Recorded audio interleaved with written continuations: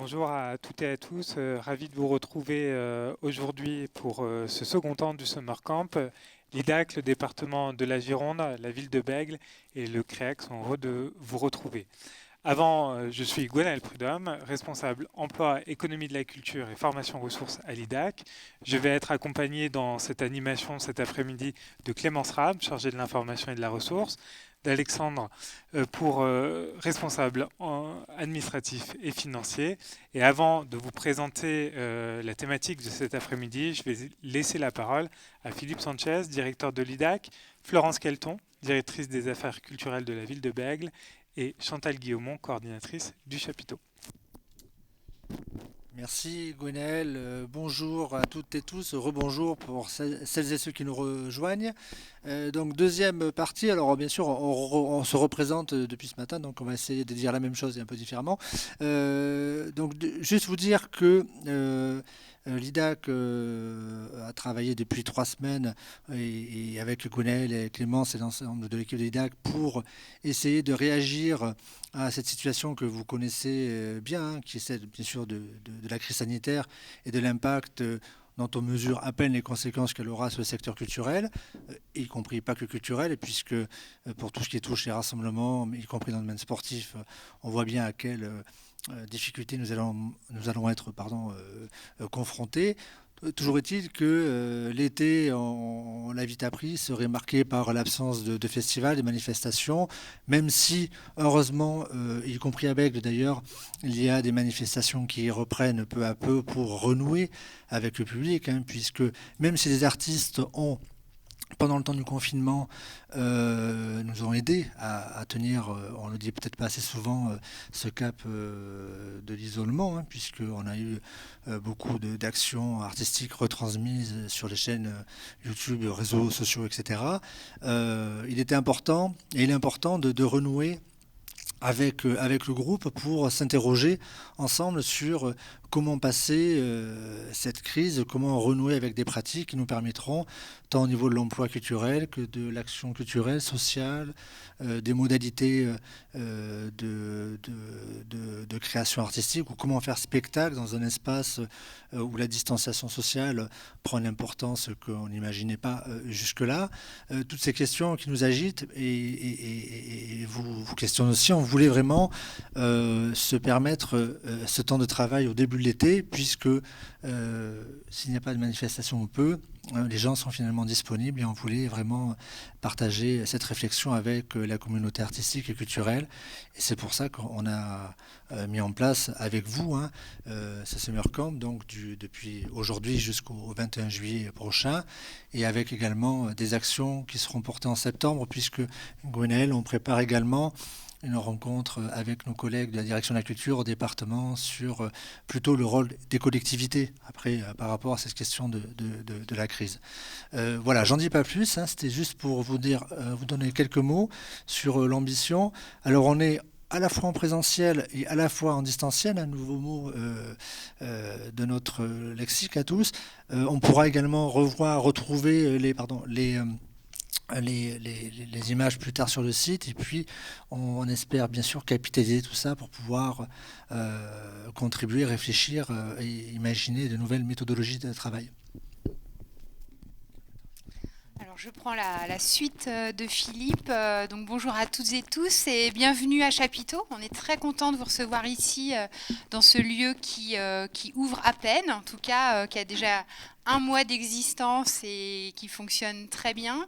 Ce lieu Chapiteau, ça marque pour nous quelque part à Bègles et au service culturel de la ville de Bègles la fin du confinement, puisqu'en fait il a ouvert avec la fin du confinement. On est resté très actifs pendant cette période de confinement à Bègles. On a voulu vraiment pouvoir avoir une programmation de spectacles vivants pendant le confinement. On a mis en place un événement qui s'est appelé Spectacle à la fenêtre, avec des équipes artistiques en présentiel. Je ne sais pas si on peut dire ça, mais en tout cas présentes dans les rues, en bas des immeubles, etc.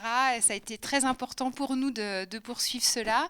Et on organise à partir de demain une vraie saison estivale de spectacles vivants à Bègles. Parce que, en fait, cet été, les gens partiront moins en vacances. Les enfants vont moins sortir de leur ville, de leur quartier. Et ça nous semble aussi être important que nous, les services culturels, on soit là pour les accompagner aussi avec toutes les forces vives artistiques qui ne manquent pas et qui ont répondu vraiment présentes très rapidement à nos appels. Donc c'est vraiment un grand plaisir. Voilà, je passe la parole à Chantal, qui est la facilitatrice de Chapiteau. Bonjour à tout le monde. Juste quelques mots pour que vous sachiez dans quel lieu vous êtes. Chapiteau avec un O fait résonance au chapiteau EAU que nous accueillons sur l'esplanade qui est juste en bordure de l'équipement. Le nom n'est pas anodin puisque cet équipement, son nom a été choisi parce qu'il fait référence au milieu du cirque. Cet équipement est à vocation artistique circassienne, mais pas que, puisqu'on est en capacité d'accueillir dans l'espace dans lequel nous sommes de petites formes. Si on lève la tête, on voit qu'il y a des ponts qui vont nous permettre d'accueillir des agrès. Donc c'est un espace de sensibilisation aux arts du cirque pour des enfants, des duos familles, parents-enfants, des publics scolaires. Donc bien sûr en résonance avec tout ce que nous mettons en place sur l'esplanade. Mais ce lieu doit pouvoir aussi accueillir des actions ancrées sur le territoire. On est dans un quartier politique de la ville, donc il y a aussi une dominante sociale qui s'imbrique étroitement avec l'aspect artistique. Et puis, pour ceux qui ont eu la possibilité de manger à midi, vous savez qu'on a aussi un espace de restauration. Et donc, tout ça se mêle pour faire un lieu qui a vocation à accueillir tout le monde, tous les publics, et que on travaille sur la mixité, aussi bien des tranches d'âge que des publics différents, des milieux sociaux différents. L'idée est que, quelle que soit la manière d'entrer dans ce lieu, tout le monde y trouve sa place. Donc c'est un lieu de vie, c'est un lieu de rencontre dans lequel bien sûr il y a des programmations, mais pas que, puisqu'on laisse la porte ouverte à des projets qui peuvent être portés par les uns ou les autres, des habitants, des partenaires qui ont envie de construire quelque chose avec nous. Merci beaucoup Chantal, merci à tous les trois pour ce mot d'introduction. Je vous laisse rejoindre le public et j'ai demandé à Pierre de venir à côté de moi, puisque l'idée de ce Summer Camp, c'est que pour redonner un petit peu de relief à nos échanges, on était derrière nos écrans 2D, ça aplatit beaucoup les choses. Pour redonner du volume au partage d'idées, on a voulu inviter des partenaires à venir prendre la parole, à partager à la fois leurs réflexions, mais aussi leurs ressentis par rapport à l'impact de la crise. Le pari de l'IDAC pour cet été, c'est pas forcément de réunir les gens autour de la table, mais plutôt autour d'un feu de camp symbolique. On va venir y jeter nos doutes, nos incompréhensions, les incertitudes qui ont émergé de cette crise, mais aussi les idées et finalement les pensées positives qui vont nous permettre de penser et d'agir demain. 8 thématiques ont été identifiées comme porteuses de débat à travers ce Summer Camp. Philippe l'a dit, ça va nous emmener jusqu'au 21 juillet prochain au Carré Colonne. La thématique qui va nous animer cet après-midi autour de l'entrepreneuriat culturel, comment est-ce qu'on pérennise, voire comment est-ce qu'on développe une entreprise culturelle en temps de crise sanitaire, en temps de crise économique. Vous répondrez chacun à vos endroits à ces questions. De ces échanges, nous retiendrons sûrement des paroles fortes, des témoignages déroutants, mais aussi des pistes de réflexion qui vont nous amener à modifier notre regard, à faire des pas de côté par rapport à nos postures et à transformer nos manières de faire avec, de faire ensemble. Le fonctionnement, le dispositif inédit pour ce Summer Camp hybride, Philippe en a parlé, des témoins en présentiel, un public aussi présent, et je les en remercie pour leur présence, et aussi un public en visio qui va pouvoir poser des questions tout au long de l'après-midi. À nos témoins, je poserai 3 questions. Qu'est-ce que la crise a changé à votre quotidien? Comment vous avez tenté d'y répondre? Et quelles seraient les innovations à mettre à l'œuvre? de votre part, mais aussi, pourquoi pas, des partenaires avec qui vous travaillez au quotidien. J'ai aussi à ma gauche Tiana Castelnau, qui assurera la facilitation graphique et qui rendra finalement lisible, d'une manière la plus agréable possible, la restitution du Summer Camp. Une restitution qui, bien entendu, se fera à travers la captation de vidéo qui est assurée par Daskedayer. Donc on pourra retrouver intégralement la vidéo sur notre site et aussi des petites capsules vidéo qui viendront donner la substantifique moelle de vos interventions sur les réseaux sociaux. Le fonctionnement de ce Summer Camp, très rapidement, à chaque témoin, je poserai les questions dont j'ai parlé tout à l'heure. Vous aurez 5 minutes pour en parler. Ensuite, il y aura un échange avec le public en présentiel et en visio. Clémence en fera la modération, donc n'hésitez pas vraiment à poser vos questions, à partager vos expériences et vos ressentis tout au long de l'heure et demie. Et je ponctuerai chacune des interventions par des interludes de ressources qui viendront mettre en avant les pensées, les écrits et les productions intellectuelles qui ont fleuri ces 3 derniers mois dans le champ des arts et de la culture. Pour rentrer dans le vif du sujet, par rapport à l'entrepreneuriat culturel, le confinement a marqué pour la plupart des entreprises artistiques et culturelles un arrêt brutal de vos activités, qu'elles soient liées à la création d'œuvres, à la diffusion de spectacles ou encore au développement d'activités d'éducation artistique et culturelle. La perte nette de recettes financières, jamais totalement compensée par les différents fonds d'urgence de l'État et des collectivités, on en parlait tout à l'heure avec Pierre, l'arrivée plus ou moins rapide de problèmes de trésorerie ou enfin la possibilité parfois complexe de souscrire à un prêt garanti par l'État pour relancer l'activité ont rendu la vie des entrepreneurs et des entrepreneuses culturelles encore un peu plus stressante et compliquée qu'elle ne l'est, je l'imagine, déjà au quotidien. La thématique de cet après-midi s'interrogera donc sur la manière de poursuivre l'activité artistique et culturelle et comment est-ce qu'elle peut se redéployer. Pour envisager ces questions, j'ai le plaisir d'accueillir à ma gauche Sébastien Carnac, qui est directeur d'Aquitaine Culture, Judith Babin, qui est directrice de Managart, qui est une structure d'accompagnement artistique plutôt dans les musiques jazz, avec notamment des groupes comme Atrisma ou encore Capucine. Et à ma droite, Pierre Lafaille, qui est cofondateur de Ricochet Sonore, qui est une structure qui agit à travers les musiques actuelles dans une dimension d'éducation populaire et d'animation socio-culturelle. Vous pourrez bien entendu représenter plus en détail vos structures.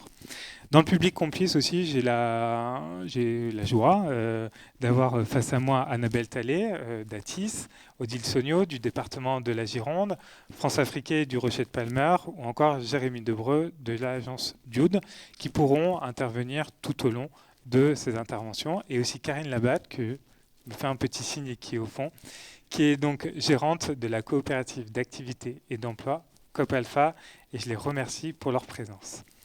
La première des ressources que j'ai envie de partager avec vous, c'est de citer l'enquête flash menée par le groupe Observation de la mobilisation coopération art et culture contre le Covid-19, qui indique que sur 1115 structures répondantes, la crise a obligé près de 50% d'entre elles à réduire significativement leurs activités et pour près de 35% d'entre elles, un ralentissement significatif de la réalisation de leurs projets d'activité. Je vais me tourner vers Sébastien Carnac, à qui je vais poser en premier la première des questions. Qu'est-ce que la crise sanitaire a changé à ton quotidien ? Ce que ça a changé, c'est ce qu'on est en train de vivre cet après-midi, c'est-à-dire se poser la question distancielle ou présentielle, ou les deux. Donc ça, c'est une question qu'aujourd'hui on se pose à chacune des actions que l'on mène, des offres que l'on propose. Donc ça a proposé de parler du ressenti, donc ça a été le choc, comme beaucoup d'entre vous.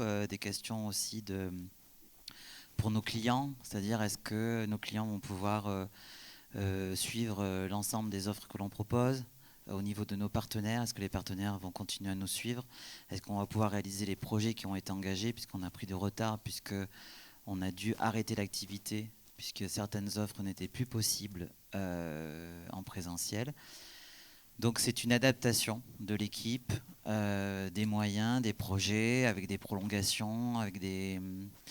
Donc ça a été un travail sur l'offre qui a beaucoup été modifié par la crise du Covid, avec une accélération de la transformation numérique des entreprises culturelles et créatives. Donc on a eu une forte demande en termes d'appui conseil à cette transformation.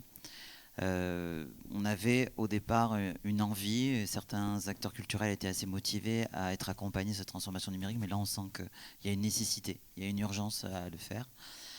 Comme la transition écologique, ce sont les deux grandes questions auxquelles le secteur culturel doit répondre pour les années à venir. Au niveau de l'organisation du travail, on avait déjà entrepris, on travaille avec un Drive, avec un NAS, pour ceux qui connaissent un petit peu. Donc on est équipé pour travailler à distance, en télétravail, mais là on a dû, là aussi, accroître notre capacité de télétravail et en même temps augmenter la visioconférence, diminuer les déplacements, acquérir un nouveau matériel informatique, de nouveaux moyens. Donc en fait, ce sont des charges qui se sont transférées en fait. Les charges du déplacement, transport ont été en équipement, en investissement de matériel. Mais bon, finalement, on y arrive. Après, on a quand même besoin de se retrouver. En termes d'énergie d'équipe, il y a besoin à un moment donné de se retrouver pour pouvoir redynamiser, redonner du sens. Voilà.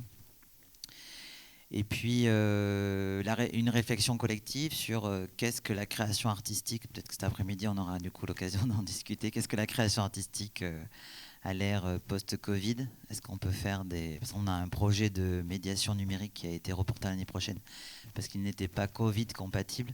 Donc qu'est-ce que ça veut dire de créer aujourd'hui post-Covid, de diffuser aussi donc les questions de médiation, toutes ces questions-là, bon évidemment nous on y répond par la démarche numérique, par la digitalisation, par du conseil, de l'accompagnement et bientôt par un équipement. Mais ce que je veux dire, c'est que le numérique ne suffit pas. Il y a aussi toute l'appropriation en termes d'usage, en termes de ressources, en termes d'équipement, d'outils, en termes d'acculturation sociétale de la population au numérique, puisque on a quand même, on ressentait déjà avant une grande fracture numérique, par exemple sur l'usage de notre plateforme numérique qui s'appelle Synapsae, mais là on a senti qu'il y avait une urgence encore plus importante.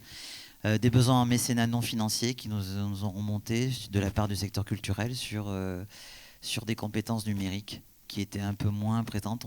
Les demandes étaient plutôt autour de lieux, alors que là il y a des besoins de communication digitale, de marketing digital, voilà. Voilà un petit peu ce que je pouvais dire sur... Et toi qui es le trait d'union entre finalement des équipes artistiques et des entrepreneurs qui sont en dehors de ce champ, comment est-ce que ça a changé ta posture? Est-ce qu'elle est restée la même finalement pendant cette crise sanitaire? En fait, on s'en sort pas si mal que ça par rapport à d'autres structures. Il y a des entreprises qui sont un peu plus impactées que certaines structures de la culture. Alors tout dépend de ce qu'on fait dans la culture. Parce que nous, on a une grosse activité de conseil, de formation, d'accompagnement, donc qui peut être adaptée en distanciel. Il y a une activité sur les rencontres seulement improbables. Ce projet-là a été stoppé, enfin il a été reporté. Donc je pense que ça dépend de l'activité. Si ce que ça a changé, c'est le regard de certaines entreprises par rapport au secteur culturel. Il y a peut-être un sentiment un peu plus de solidarité, puisqu'il y a quand même eu des entreprises qui ont dû adapter leur stratégie de développement. Mais voilà ce que ça a changé, je dirais un regard plus bienveillant sur le secteur culturel. Parce qu'on sait, tout le monde sait que le secteur culturel a été énormément touché par cette crise. Donc il y a un regard un peu plus solidaire, je trouve, de certaines entreprises. Ok, merci beaucoup Sébastien. De ton côté, Judith, pour une jeune structure comme Manager qui a 2 ou 3 ans, c'est ça, d'activité? Oui, c'est ça. Qu'est-ce que finalement la crise est venue changer à ton quotidien? Alors du coup, pour nous, ça a été assez brutal, puisqu'on était en train de préparer une sortie d'album avec un groupe. Et du coup, ça a reporté la diffusion au niveau physique, la distribution, mais aussi l'arrêt des dates qui ont été annulées ou reportées à 2021. Donc c'était assez difficile pour nous de faire le lien entre les programmateurs et les artistes qui voulaient jouer. Et du coup, on a commencé à reporter les dates sur fin juin. Et on s'est très vite rendu compte que ça n'aurait pas été possible et que du coup, le report serait sur 2021. Donc voilà, on a eu pas mal d'annulations. Au niveau administratif, ça a été aussi compliqué puisqu'on a eu pas mal de dossiers qui devaient passer en commission au niveau des sociétés civiles 2 semaines après. Et du coup, ces commissions ont été annulées. Et pour nous, ça représente un manque à gagner assez important. Donc on a dû vraiment chercher à rebondir, en fait, à trouver des solutions et des alternatives. Et c'est ce que ça a changé principalement. Ouais. Et le lien avec les équipes artistiques, puisque tu accompagnes quand même pas mal de groupes, dans tes relations avec elles, comment est-ce que tu as procédé? Est-ce que tu as fonctionné de la même manière? Il y avait des rendez-vous réguliers? Bref, comment vous vous êtes organisé? Parce que j'imagine qu'à ton endroit, c'était aussi un endroit de soutien au quotidien. Alors pour nous, le changement, il a été qu'on s'est souvent eu au téléphone. Certains artistes sont plus indépendants que d'autres. Donc certains m'appelaient assez régulièrement, à peu près toutes les semaines, pour des conseils. Ils voulaient un petit peu savoir quelle serait la suite pour eux, puisque ça a vraiment stoppé leur activité. Et du coup, sur le long terme, il y a eu pas mal de questionnements. Donc un travail de conseil, un peu de psychologue aussi, qui a été mis en place. Et d'autres, ils étaient plutôt indépendants, donc ils ont mis en place des partenariats avec d'autres artistes pour sortir des vidéos live, des vidéos avec 5 ou 6 artistes. Et du coup, voilà, mon rôle, il s'est un petit peu adapté à chaque personnalité. Et sinon, au niveau des structures qu'on accompagne, les festivals et tout, ben, pour eux, ça a été un peu plus soft, puisque certains avaient déjà des accompagnements des administrations. Donc ces administrations les ont accompagnés, elles ont maintenu les subventions pour ces structures. Par contre, pour d'autres, ça a été un arrêt total de l'activité. Pour des festivals qui ont lieu en novembre, à ce jour, on sait qu'ils n'auront pas lieu parce qu'on n'aura pas le soutien des mécènes ni le soutien des administrations. Donc voilà, il y a eu en gros, en fonction des structures et des artistes, on avait un rôle différent. Ok, merci beaucoup. Tu parles tu prononces le mot de mécène. Avant de me tourner vers toi, Pierre, justement, ces mécènes bienveillants, ils ont répondu présent quand même auprès des entreprises artistiques et culturelles. On a lu quand même beaucoup d'articles pour dire que le mécénat sera orienté vers des secteurs dits plus essentiels. À raison, hein, le secteur de la santé, le secteur social. Toi, Sébastien, ton regard par rapport à ces mécènes? Il n'avait pas préparé la réponse.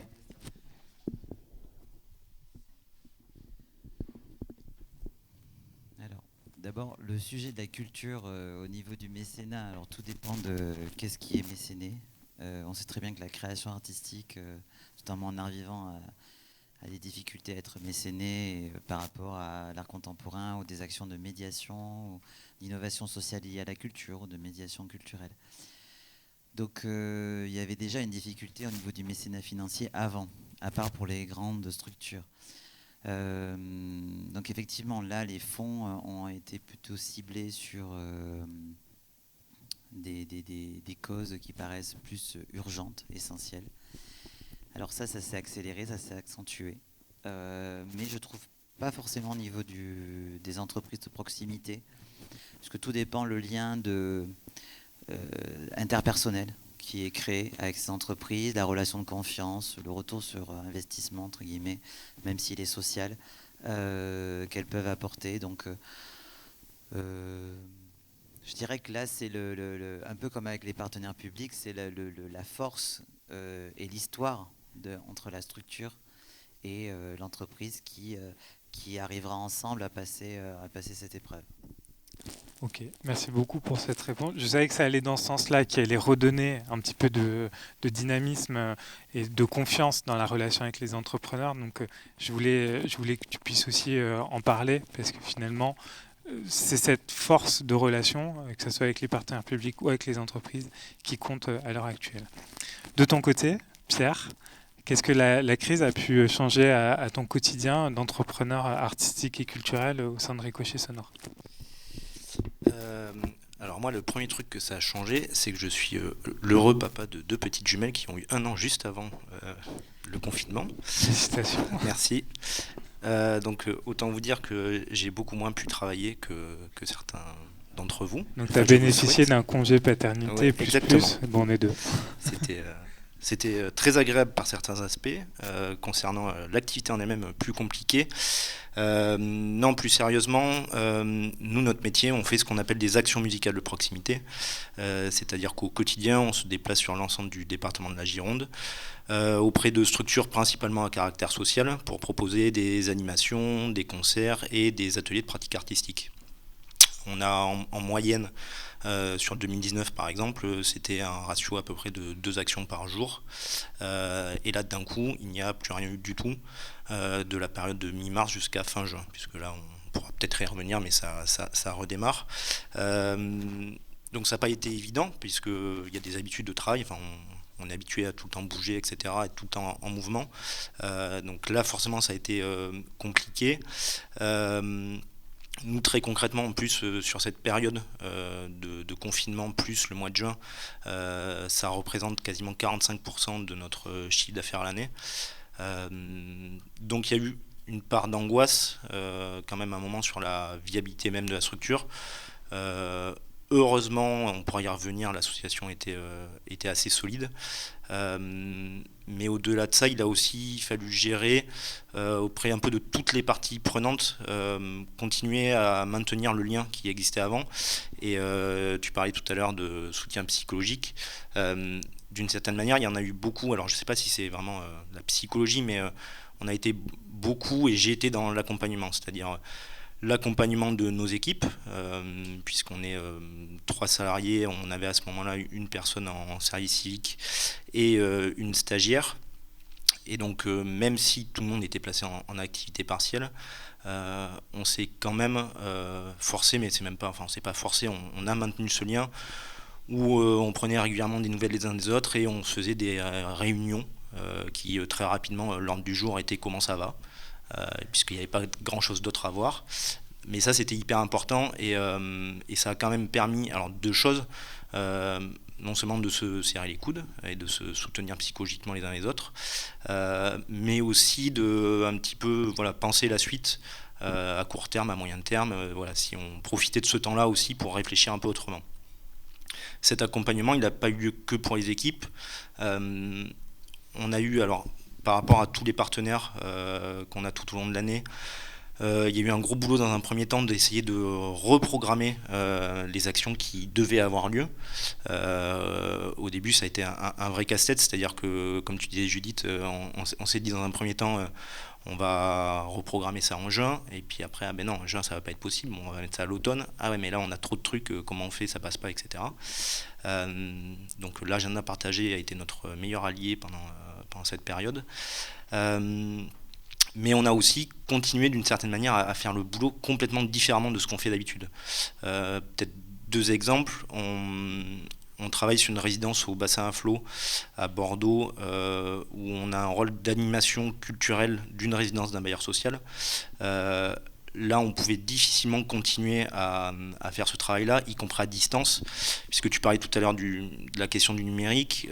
On sait très bien, la fracture numérique, c'est quelque chose qui existe. Et en l'occurrence, il y avait plein de personnes qui n'avaient pas accès aux outils, ou, avaient des difficultés à s'en servir. Mais par contre, on a fait des coups de téléphone, et là, moi, je me suis retrouvé plus avec une casquette comme je pouvais l'avoir dans mon métier précédent, à savoir animateur en centre social, où c'était vraiment essayer de faire de liens entre voisins pour qu'ils prennent les nouvelles les uns des autres, etc., savoir comment ça allait.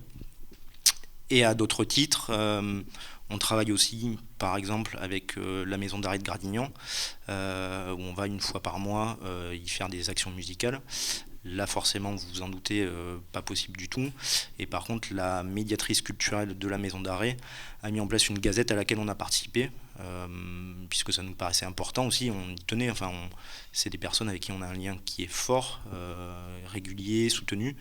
Et donc, on a essayé quand même de continuer à maintenir ces liens. Il y a plusieurs exemples comme celui-ci, mais il y a un dernier accompagnement qu'on a essayé de mettre en place, mais même pas de manière réfléchie, c'est justement par rapport aux artistes, puisque en l'occurrence, nous, on fait travailler sur des projets d'action culturelle un certain nombre d'artistes qui, pour la plupart, ne sont pas accompagnés par des structures comme Madjad et qui étaient complètement perdus, angoissés, etc. Et donc là, il y a eu aussi un travail régulier, alors à la fois de soutien psychologique, encore une fois, mais aussi d'information. C'est-à-dire qu'on s'est retrouvé en position un peu des fois de ressources pour pouvoir faire passer des infos que nous, de par notre position, on avait eues. Je pense notamment, il y a le RIM a mis une lettre d'infos comme ça en place. RIM, la réseau, CRES, des indépendants. Voilà. RIM, réseau des indépendants de la musique. Tout à fait, Voilà. qui regroupe la plupart des structures du champ des musiques actuelles en Nouvelle-Aquitaine.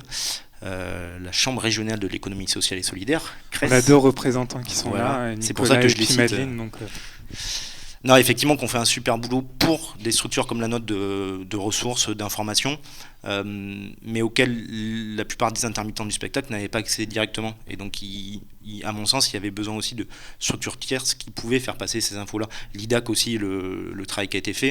Et c'est vrai que nous, des fois, on avait mis en place une espèce de newsletter pour les artistes avec lesquels on bosse en disant tiens, t'as vu ça, etc. Parce que c'est vrai que pour le coup, un certain nombre étaient et sont toujours fragilisés, angoissés, voilà, pas évident.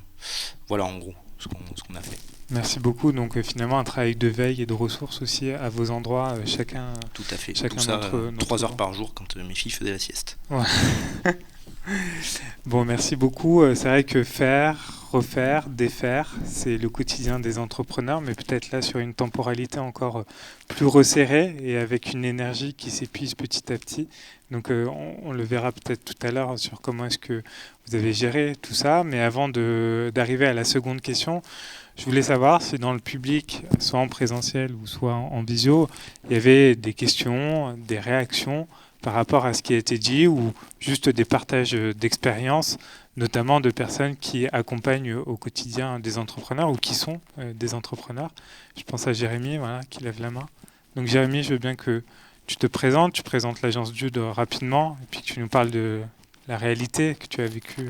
Oui, bonjour à tous, je m'appelle Jérémy Debreu, j'ai créé il y a 1 an et demi une agence qui s'appelle Agence Dude, qui vise à accompagner les porteurs de projets culturels sur leur structuration, leur stratégie de partenariat, puis leur politique de responsabilité sociale.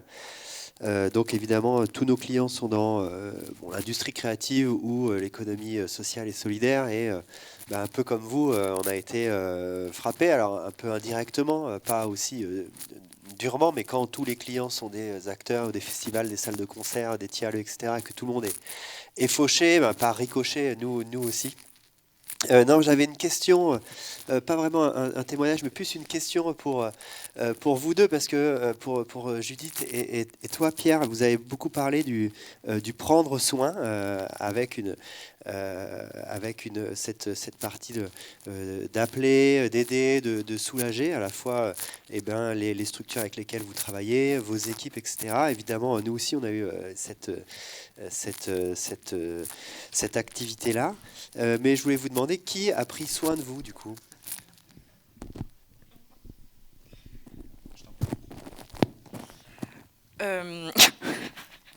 Alors du coup, certains artistes ont été aussi très solidaires, c'est-à-dire qu'ils appelaient aussi pour prendre que des nouvelles, dire oui mais ok nous ça va, mais toi comment tu t'en sors, est-ce que tu as des solutions pour pérenniser ton activité, parce que nous en tant qu'intermittents on aura l'année blanche, mais toi tu fais comment.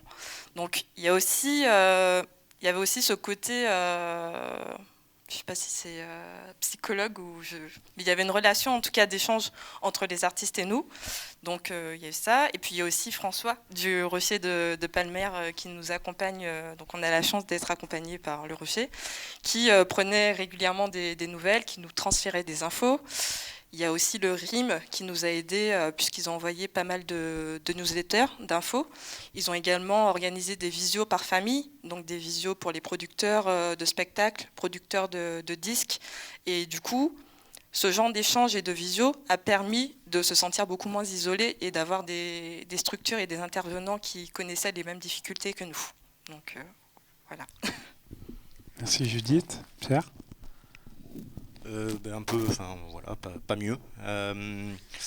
Non, forcément, quand on. Effectivement, le CARE, qui n'est pas ressorti pendant le confinement, je pense que c'est une bonne chose. Et automatiquement, quand on essaye, nous, quand je dis qu'on prenait soin, c'est aussi les autres le faisaient en retour et de manière naturelle. Nous, c'est vrai. Là, pour le coup, un des aspects les plus positifs, ça a été qu'on soit une équipe. C'est-à-dire qu'on avait démarré à 2 au tout début de l'association. Maintenant, là, on était 5 on a même fait un pot de départ en visio. Voilà, qui a terminé très tard. Mais du coup, voilà, c'était plus vraiment prendre soin les uns des autres, et y compris les partenaires. C'est-à-dire qu'il y a aussi des... Ouais, il y a eu des belles choses qui sont vues et qui se répercutent après. C'est-à-dire que il faut souligner quand même, comme je le disais, nous on est sous forme de prestations, et quand même l'immense majorité des structures avec lesquelles on travaille, que ce soit collectivités, associations, etc., ont elles aussi essayé de trouver des solutions. Donc je pense que s'il y a un aspect positif à retenir de tout ça, c'est cette volonté des uns des autres à prendre soin, et en espérant que ça se poursuive, bien évidemment. Merci beaucoup Pierre. Oui, Sébastien. On a surtout pris soin de nous, hein, c'est déjà pas mal. Non, mais c'était pour rebondir. Bon, évidemment, on était en connexion avec nos partenaires, les artistes avec qui on travaille, qu'ils soient privés, publics, nos voisins de bureau à la Cité numérique. Donc voilà, tous les jours c'était du téléphone, donc on a pris soin des uns des autres. Donc c'était, mais effectivement, si on a pris un peu de temps pour se reposer un peu plus aussi, ce qui était aussi important. Voilà, pour pouvoir redonner de l'énergie pour repartir. Voilà, donc maintenant et pour septembre. Parce que nous, en fait, peut-être qu'on a vite compris que c'était pour septembre, pas avant.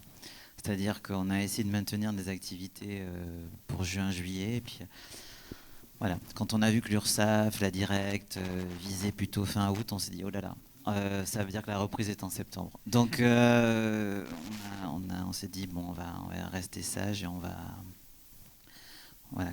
Mais après, certaines activités, n'ont pas pu se faire, ont été tout simplement annulées. D'autres ont été reportées, mais d'autres ont été annulées. On nuancera avec Pierre la question de la reprise d'activité en septembre, puisque je crois que tu vas avoir un été au-delà d'apprenant, stimulant et agité. Est-ce qu'il y avait... Ouais. Hop. Et ensuite Bonjour. Olivier. Je ne sais pas si on m'entend. Oui, oui. Donc Annabelle Talley, je travaille dans une association qui s'appelle ATIS. On est un incubateur de projets dans le champ de l'innovation sociale. Donc on accompagne des entrepreneurs à caractère culturel, mais pas que. On accompagne essentiellement des entreprises sociales. On a une communauté qui est constituée d'à peu près 200 entreprises sociales, 200 entrepreneurs sociaux. Au moment du confinement, donc ça va faire écho à ce que Jérémy évoquait, on les a sollicités pour savoir comment ils se sentaient, comment ils allaient, quels étaient leurs besoins, leurs problématiques. Et la première chose qu'ils nous ont dit, c'est « on ressent un sentiment de flou ». Alors le mot, je suis désolée, la terminologie n'est pas très jolie, mais en réalité, c'est ce qu'ils ressentaient vraiment. C'est-à-dire on se sent dans une sorte de vide intersidéral où on ne sait plus où donner de la tête.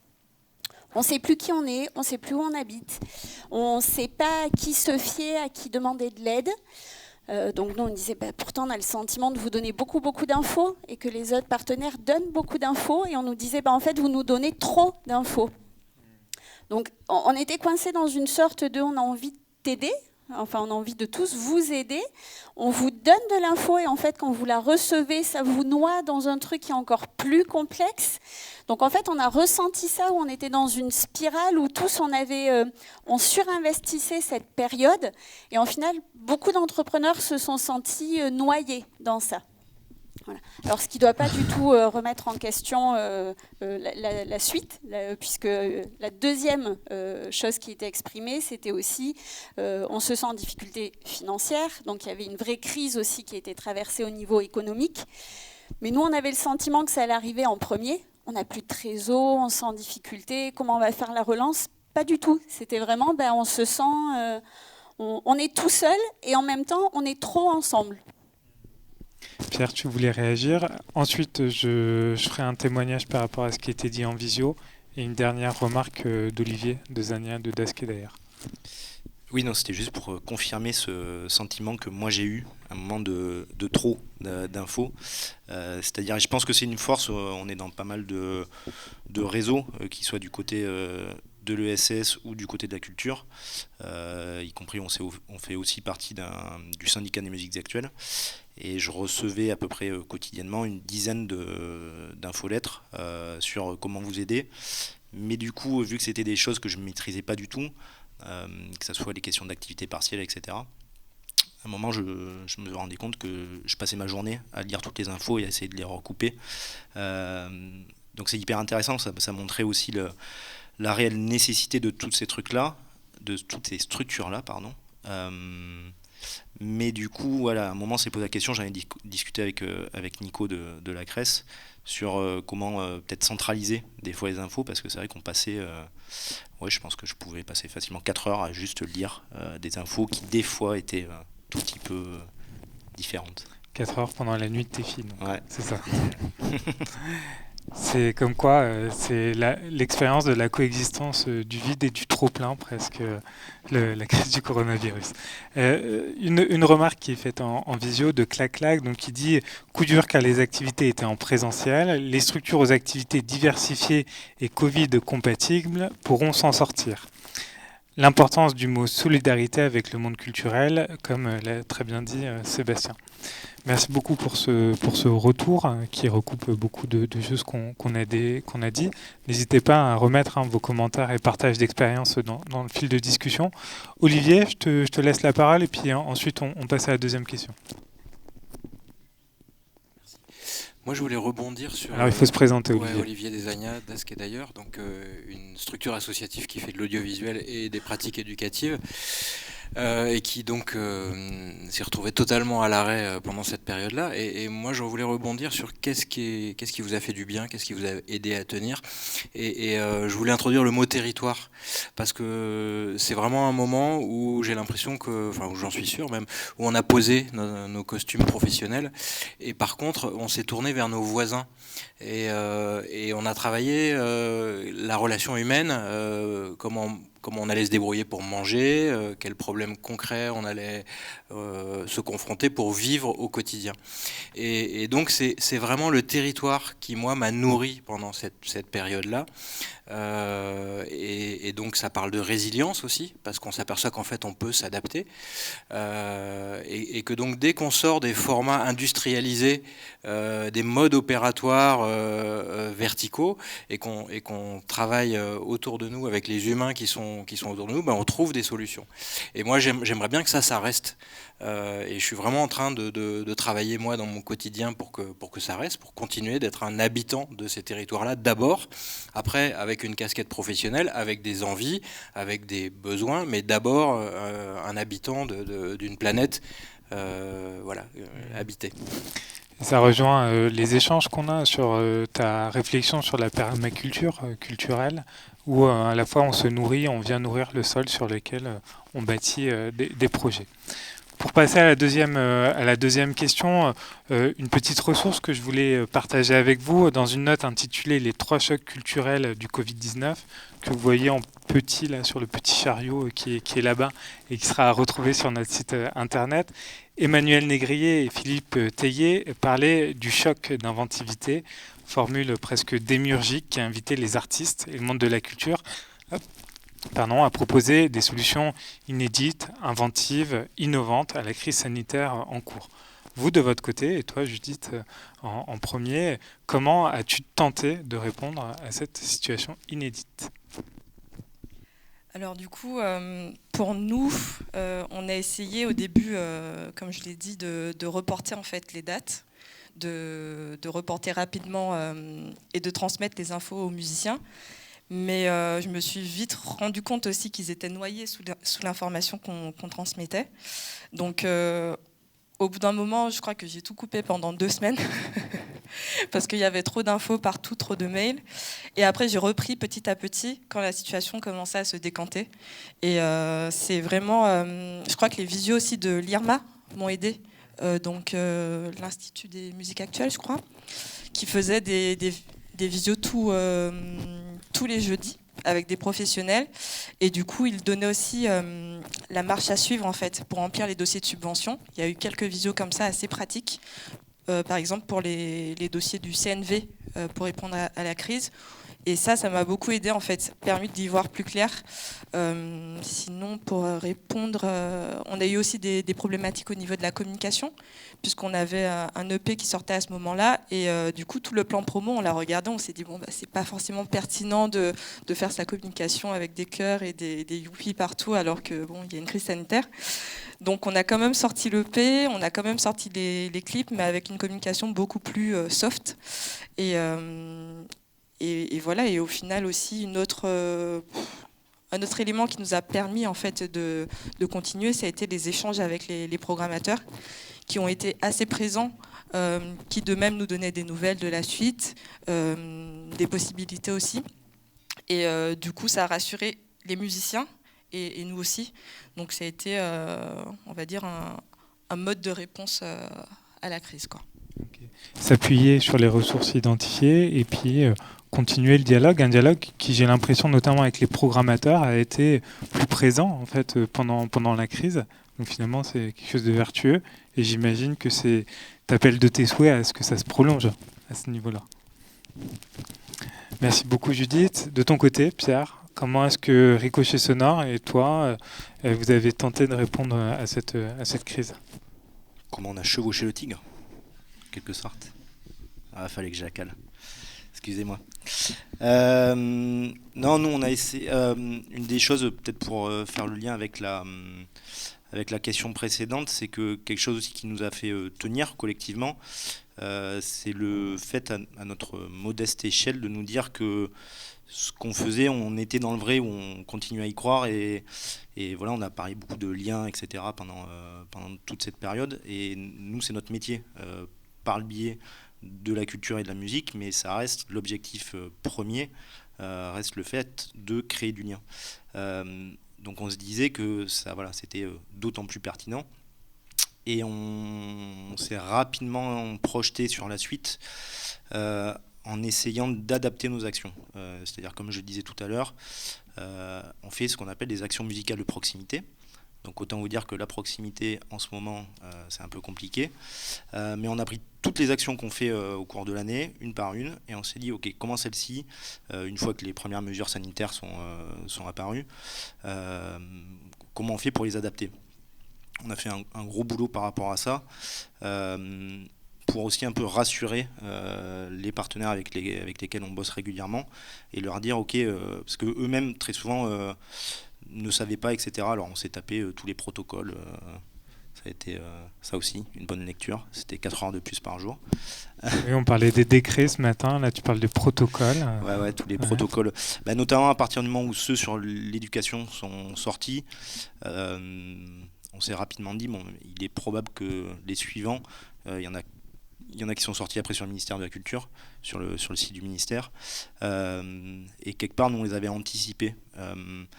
Donc ça nous a permis de pouvoir réagir assez rapidement, c'est-à-dire que au moment où, je crois que ça a été le 2 juin, une des dernières allocutions de M. Macron, en gros, nous, on était prêts. On a envoyé une infolettre à l'ensemble de nos partenaires à 11h le matin, et je pense qu'à 11h30, le téléphone commençait à sonner pour pouvoir reprendre contact et recommencer à bosser. Donc cette question de l'adaptabilité, je pense, est importante. Mais à côté de ça, on a aussi profité de cette période-là pour prendre du recul, prendre du temps, etc. et essayer de voir un peu plus loin, mais plus en termes vraiment d'organisation. C'est-à-dire qu'on a continué à avoir des liens avec notre conseil d'administration notamment. On était en plein DLA, dispositif local d'accompagnement, sur la question de l'organisation. Donc on a continué ce travail-là qui nous a permis de se dire, ok, une fois qu'on va être sorti de cette période-là, comment on fait pour ne pas retomber dans les travers qu'on pouvait avoir avant, d'être tout le temps dans l'urgence, etc. Donc ça c'est important, on en a aussi profité pour faire des formations, puisqu'il y a de gros dispositifs qui ont été mis en place par rapport à ça. Et quel type de formation du coup Alors, je me suis moi-même formé à l'organisation professionnelle, ce qui ne peut pas ne faire de mal. Je vous la conseille d'ailleurs. Voilà. Je termine mes journées sans mail dans ma boîte à la fin, alors qu'avant il y en avait 100 à la fin de la journée. Sur le management, on a j'ai un collègue qui a spécifiquement fait une formation sur l'action culturelle à destination de personnes en situation de handicap, etc., etc. Voilà, on a essayé comme ça chacun le fameux plan de formation qu'on se fixe tous en début d'année, et puis après le quotidien fait qu'on l'oublie. Là voilà, on s'y est collé, et pour ça a aussi été profitable. Voilà, en gros. Merci beaucoup Pierre. Donc à la fois une prise de recul par rapport au quotidien, puis en même temps une projection, cette adaptation et cette anticipation, les deux temps dans ce... Et ce qui permet juste peut-être pour compléter, effectivement comme tu le disais tout à l'heure, on a essayé un peu aussi d'anticiper les réactions qu'il pouvait y avoir, notamment à notre échelle plutôt des communes, puisqu'on a rapidement senti effectivement que un certain nombre de personnes ne pourraient pas partir en vacances, et donc il était probable, ce qui se confirme, que certaines actions seraient mises en place aussi pour avoir quand même une présence culturelle, artistique et d'animation socioculturelle sur les quartiers. Donc, ce qui nous permet effectivement d'avoir un été qui est assez rempli. Mais en revanche, ceux qui ont été moins réactifs, c'est le ministère de la Culture, puisqu'on n'a pas parlé encore des vacances apprenantes. Mais c'est vrai que pour nous, ça a été aussi une source de...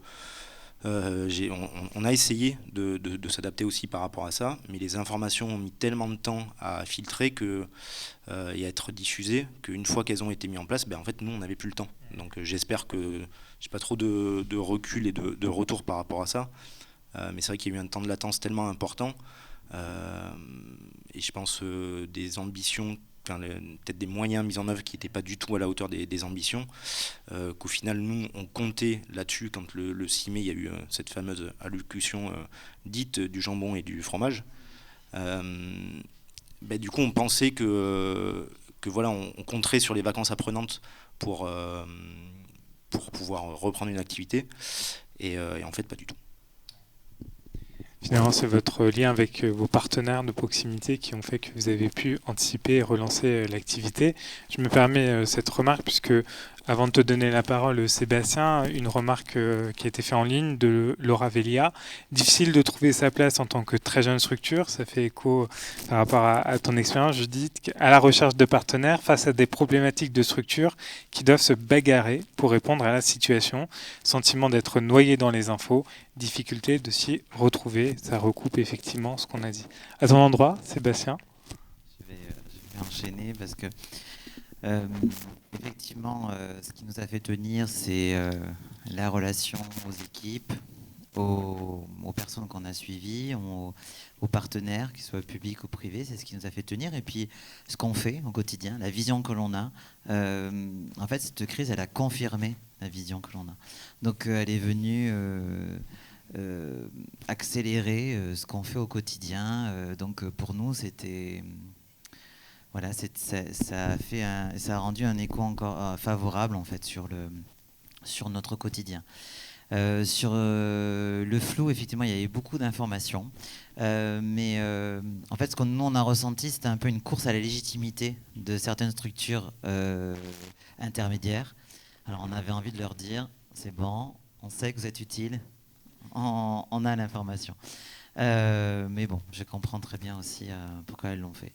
Donc, voilà, donc effectivement, il y avait beaucoup d'infos, mais bon, on a quand même réussi à passer ce cap. Et on l'a passé, ça fait écho avec le dernier commentaire en visio, c'est parce qu'on a 8 ans d'existence. Donc, c'est par des partenariats forts, un ancrage local fort. C'est grâce à ça qu'on a réussi à passer cette épreuve. Et donc, pour une jeune structure, effectivement, je pense que c'est un peu plus compliqué. Alors, comment on a répondu à cette situation inédite? Je regarde montée en compétences, à travers la montée en compétences de l'équipe, donc à travers des tutos sur des nouveaux outils, des nouveaux usages. Donc ça a permis de répondre efficacement là-dessus.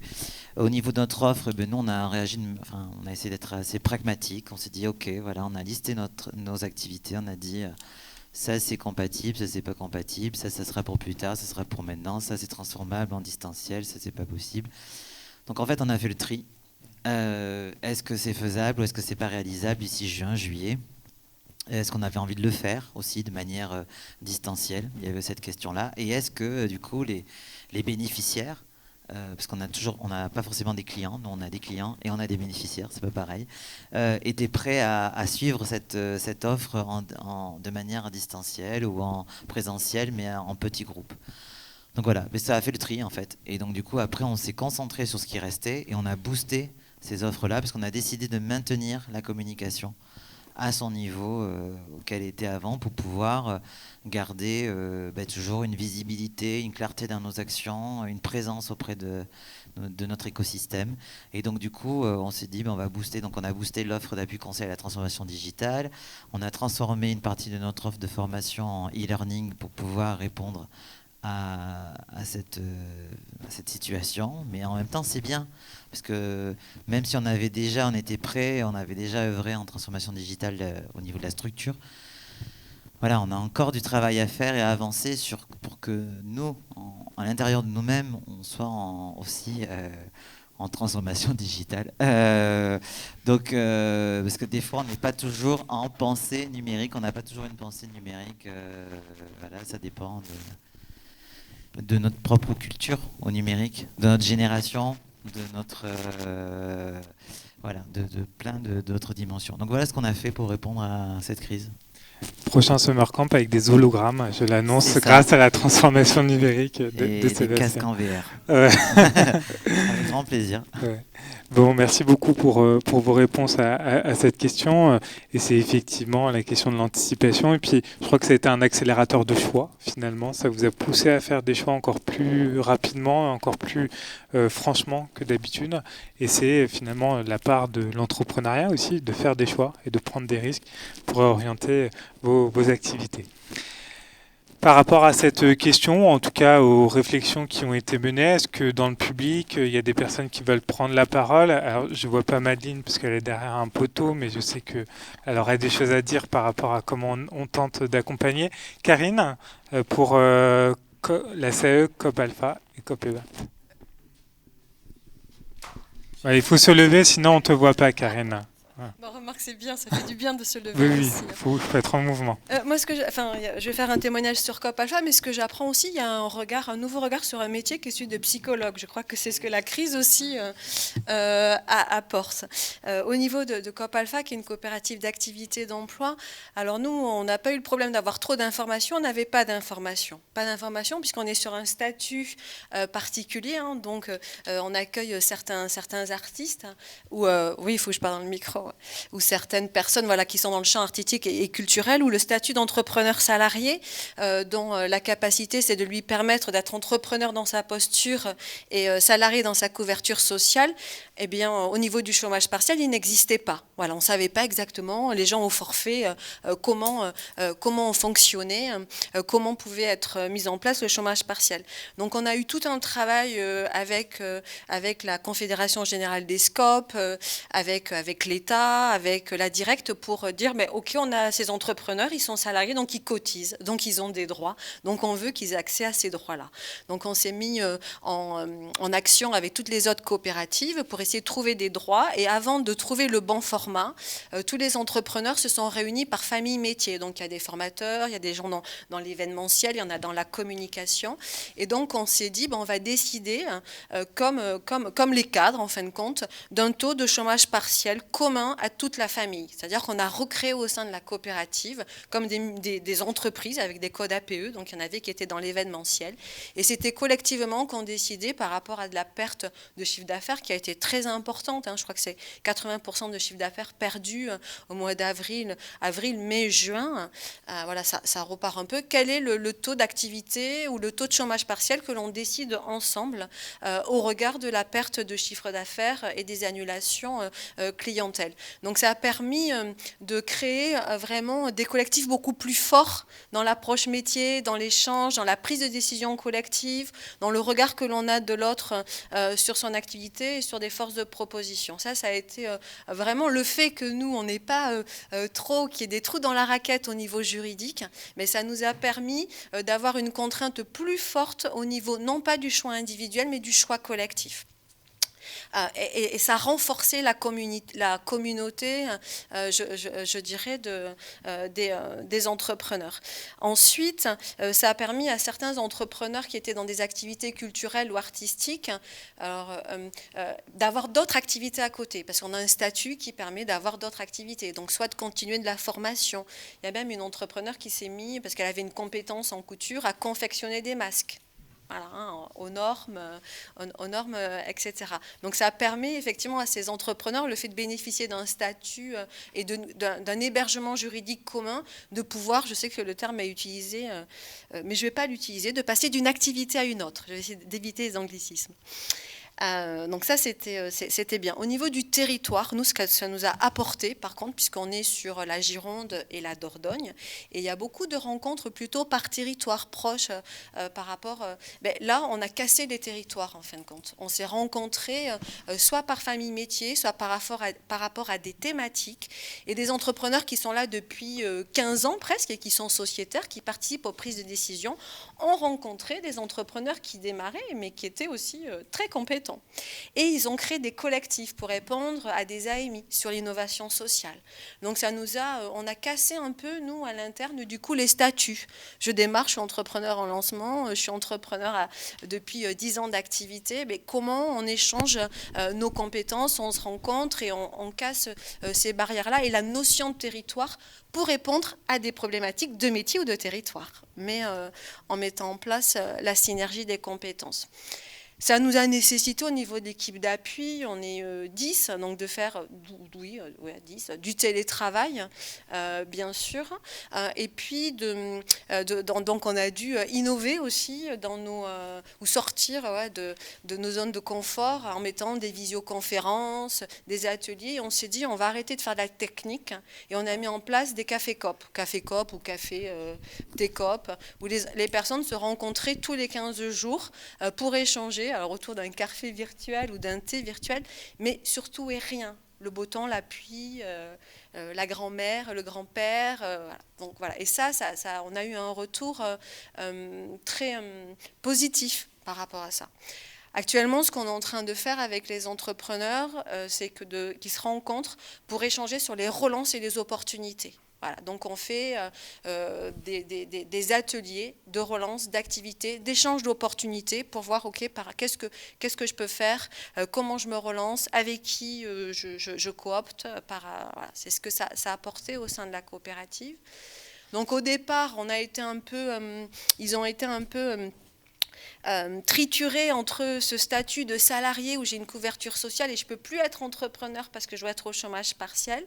Donc il a fallu dépasser ça pour se retrouver entier. Je dirais, et ça a été possible par la solidarité financière. Comme on est une seule et même entreprise, donc on a plus de 14 ans, donc on a de la trésorerie, on est une SCOP, donc c'est-à-dire que à la fin de l'année, le résultat, il va être mis en partie en réserve impartageable, donc on a pas mal de trésorerie.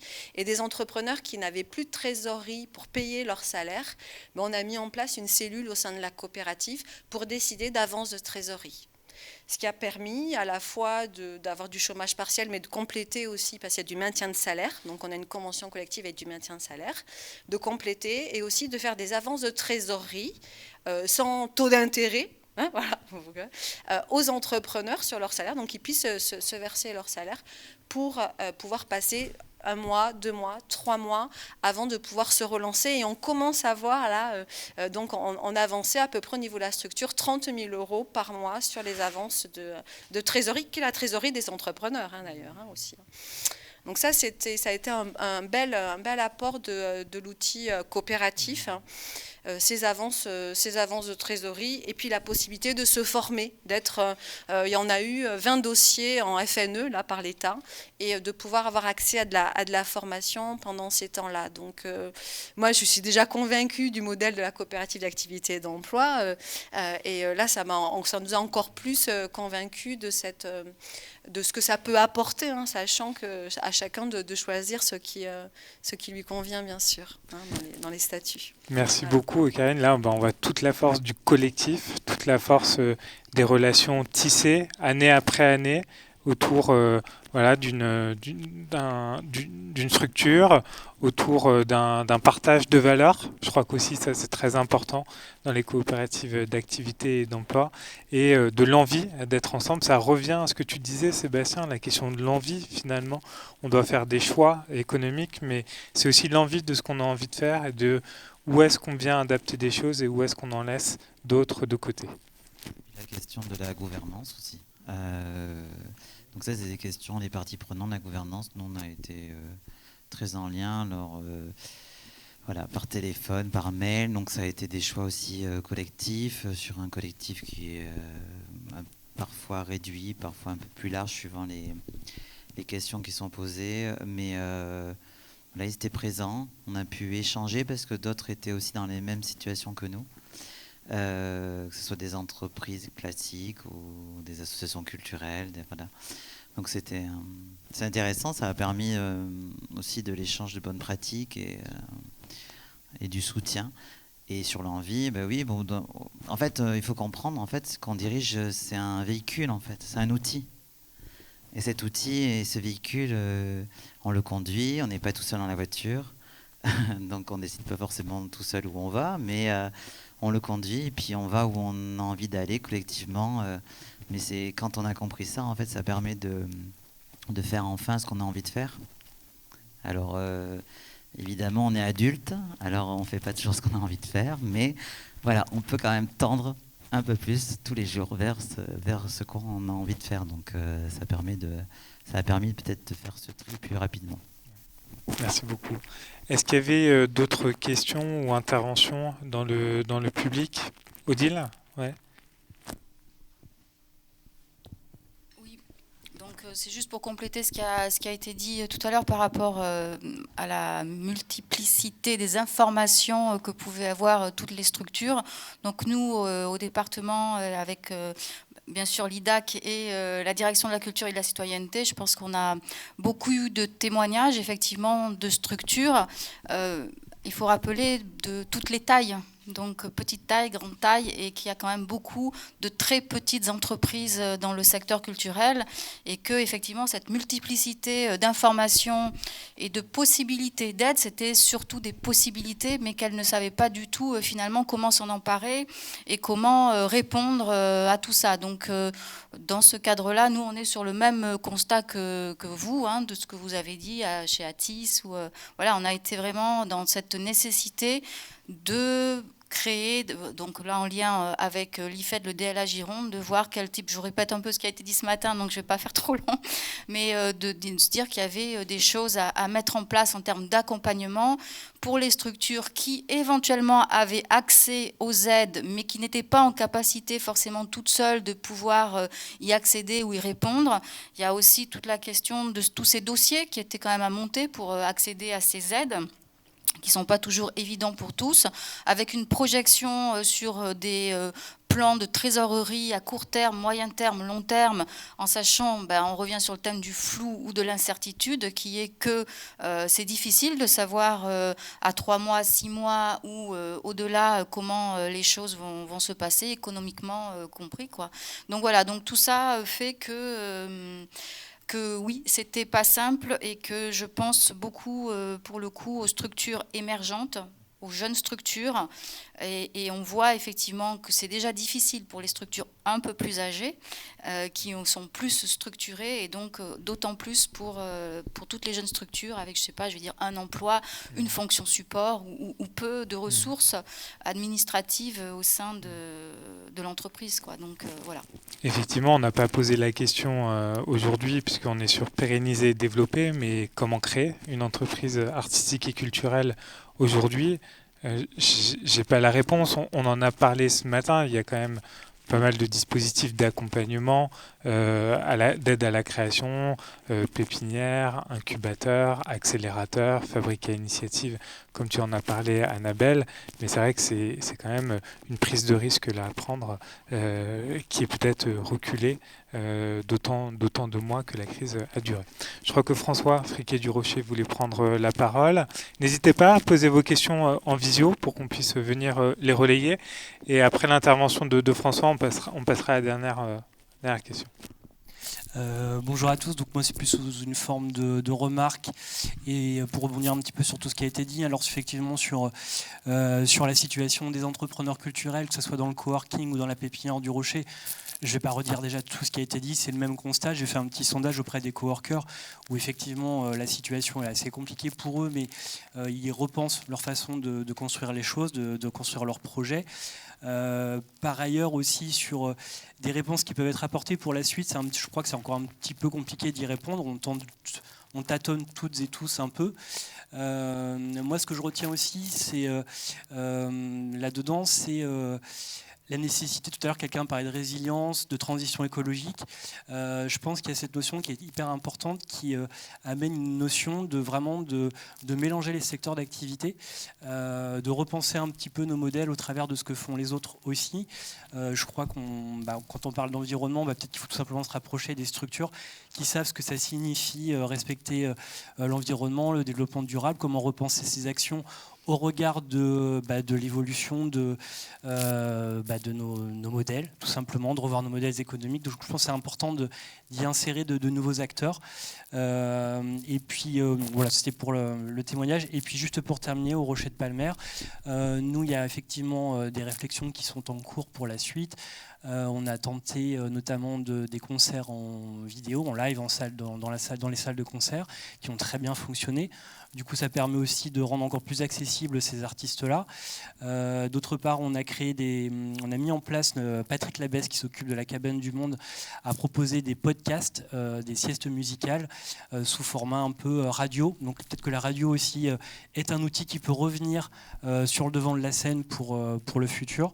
Voilà, donc il y a plein d'actions qui sont en cours. Et puis moi, pour ma part, sur le côté Forum du Rocher, effectivement, Judith en parlait tout à l'heure, mais on a pu continuer l'accompagnement au travers de la pépinière du Rocher en visio, ce qui a même permis de faire encore, je crois, plus de travail qu'on le fait finalement au quotidien, parce qu'on prend plus le temps aussi avec les personnes.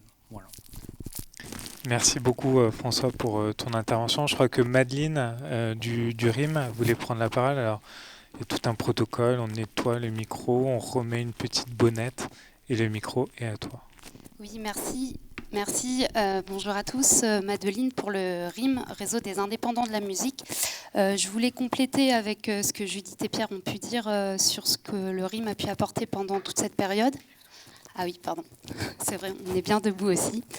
Oui, je voulais dire qu'on avait commencé avec une approche très individuelle auprès des adhérents, parce qu'au début, on a aussi senti que tout le monde avait besoin de se recentrer, penser à soi, une façon aussi peut-être de sauver les meubles, de se dire, attendez, je mets quelques limites autour de ma structure et de ma situation. Et c'est dans un second temps, après, qu'on a commencé à avoir une approche collective, et ça s'est fait très naturellement, ça s'est fait aussi à la demande des adhérents. Et cette approche collective, ça a été l'organisation de vidéos métiers très pragmatiques, techniques, mais aussi finalement très humaine, et de tout simplement remettre du lien là où on n'en avait plus. Parce qu'effectivement, il y a eu beaucoup de mails, beaucoup de téléphones. Donc ça, c'était la deuxième approche collective, et aussi très concrète aussi. Par exemple, on a pu mettre en place une commande groupée de masques et de gel hydroalcoolique. Je voulais dire aussi que les réseaux, effectivement, il y a eu beaucoup d'informations, beaucoup de mails, mais on a aussi travaillé avec le département, avec la CRES. Il y a aussi des moments, des réunions où tous les réseaux, les têtes de réseau et les fédérations se réunissent pour échanger, pour pouvoir avoir aussi un accompagnement multisectoriel. Et enfin, je voulais dire que la crise, elle n'est pas terminée. On est toujours en crise sanitaire, qu'aujourd'hui, il y a encore des structures qui sont fermées, qui n'ont pas réouvert. Je pense aux salles de spectacle, je pense aussi aux festivals qui n'auront pas lieu, à tous les artistes qui ne vont pas pouvoir jouer cet été. Et du coup, l'accompagnement continue, et c'est pas terminé. Il va falloir continuer à s'inventer, à faire de la veille et à prospecter et militer pour que le gouvernement et toutes les institutions permettent aux structures culturelles d'exister dans ce merveilleux paysage français. Merci beaucoup Madeleine pour ce cri du cœur aussi. On applaudit avec nos mains comme ça dans le public. Effectivement, la crise est encore là, et pour beaucoup de salles de spectacle, pour beaucoup d'événements qui n'auront pas lieu, c'est quand même un coup dur, et se pose d'ores et déjà la question de l'année prochaine. On revient à la question du temps, à la question de la saisonnalité des festivals qui ont lieu pendant 1, 2, 3 jours. Est-ce que ça a encore du sens de le faire sur une période aussi courte? Est-ce qu'on redéploie les activités? Donc c'est la question de la saisonnalité, du déploiement, et donc à travers ça, du territoire sur lequel ces activités ont lieu, bien entendu. Avant de passer à la troisième partie de notre summer camp de l'après-midi, une petite ressource, parce que ça fait toujours du bien de prendre de la hauteur par rapport à ce qu'on vit. C'est une ressource qui vient de Benoît Labourdette, qui est un cinéaste engagé sur les questions d'innovation culturelle, qui était évoqué par la newsletter très complète et très riche de l'Observatoire des politiques culturelles. Et Benoît Labourdette évoque la notion d'antifragilité des projets et des structures culturelles. À son sens, ce concept repris au statisticien Nassim Nicolas Taleb permettra aux projets et aux structures d'être en capacité d'exister et même de se renforcer dans des situations d'incertitude et de stress intense. Bref, comment est-ce qu'une structure culturelle incorpore l'incertitude et le stress dans son modèle d'organisation et à son modèle économique? Je vous invite vraiment à lire cet article très intéressant.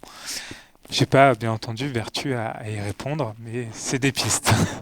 Je me dédouane. Bref. Pierre, de ton côté, quelles innovations ou nouvelles manières de penser sont à l'œuvre de ton côté, ou que tu aimerais voir se mettre en place sur les semaines et sur les mois à venir?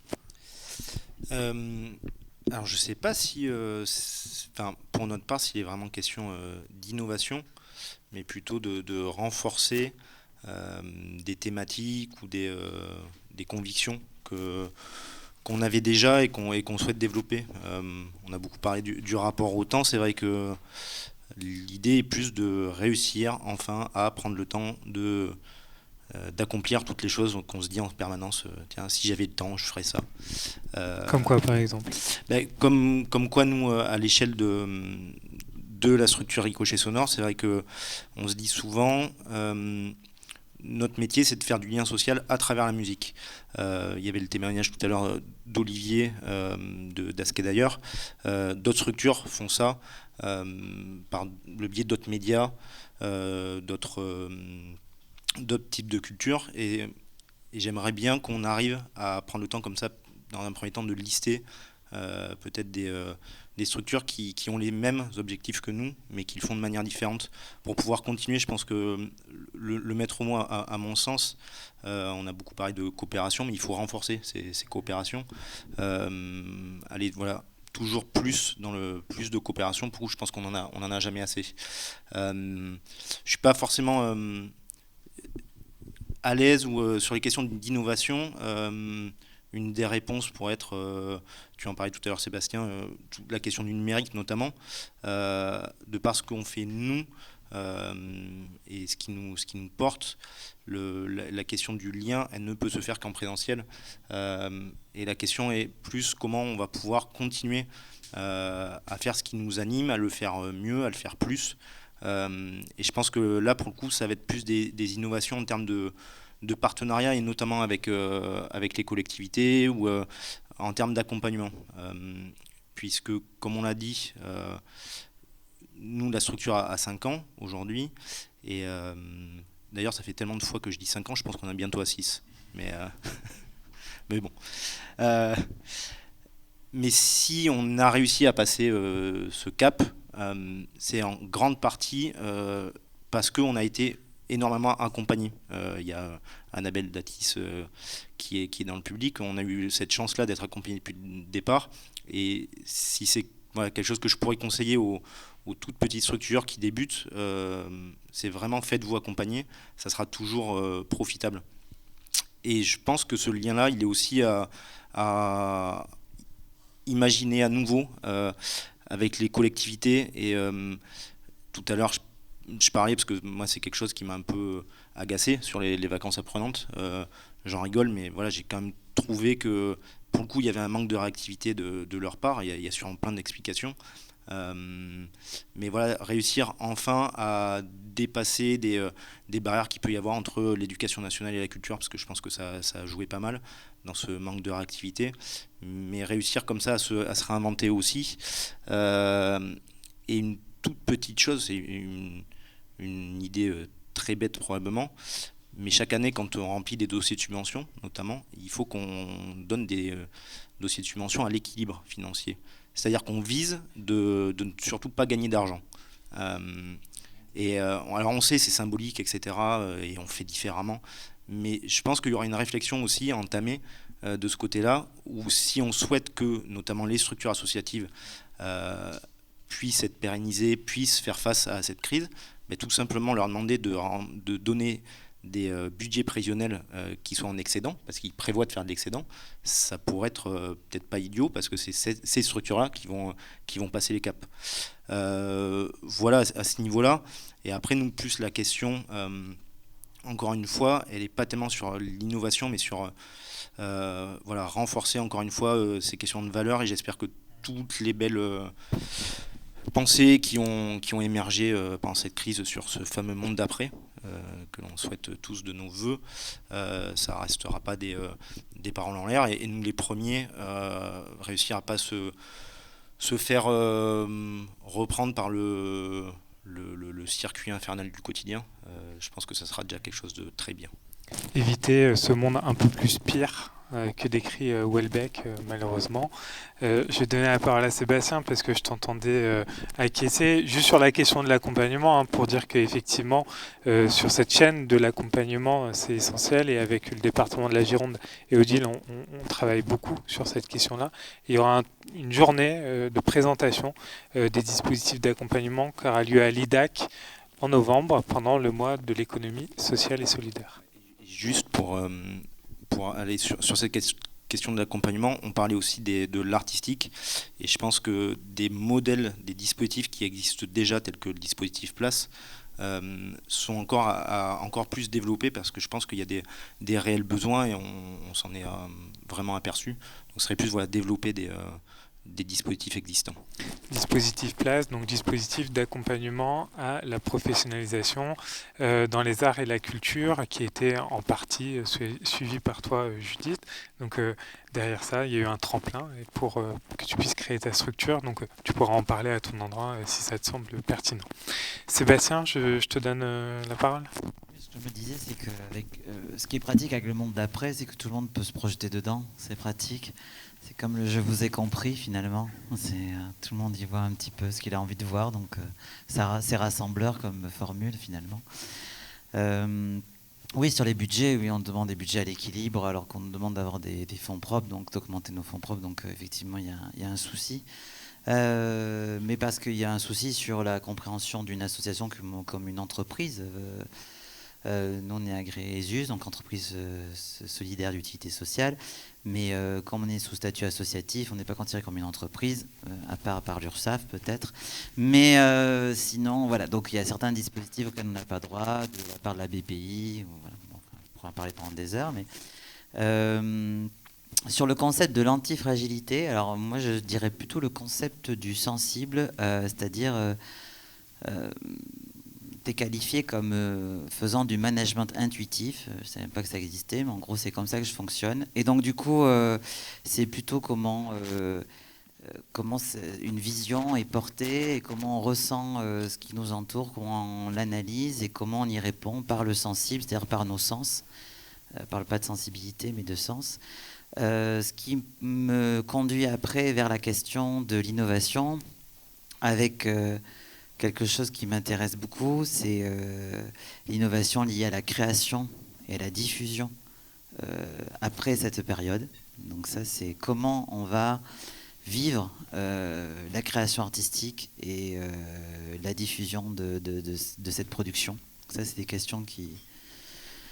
Voilà, est-ce que des espaces immersifs, est-ce qu'on a besoin d'être à côté l'un de l'autre pour vivre un spectacle?